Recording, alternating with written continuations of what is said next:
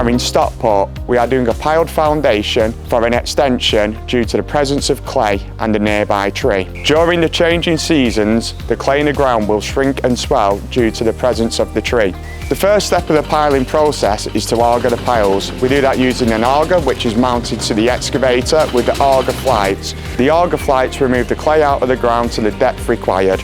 Once the clay is pre-augered out of the ground using the auger, we then install a slip sleeve. Once we have installed the slip sleeve, we then install a pile.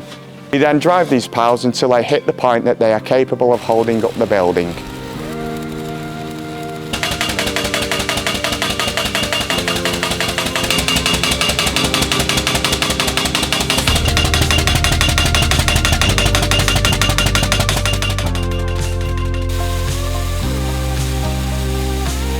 Once the piles are in, we then install heave protection.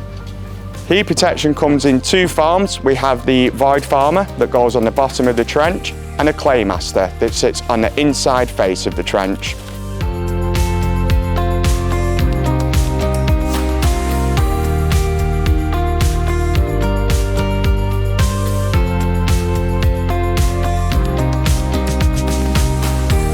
We then install a ring beam and connect the ring beam to the piles using a down bar. This is all then inspected by building control and signed off. Once building control have signed off the pile foundation, we then install the concrete to the level required.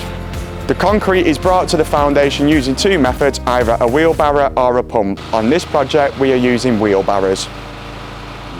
We install the concrete using a laser level.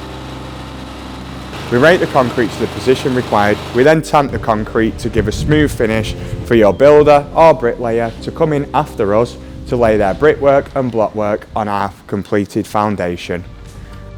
If you are building an extension, new build house or anything that requires piling due to the presence of trees and clay like in this video, or for any other reason, please get in contact with us using the information on the screen or head over to our website Rhino Piling.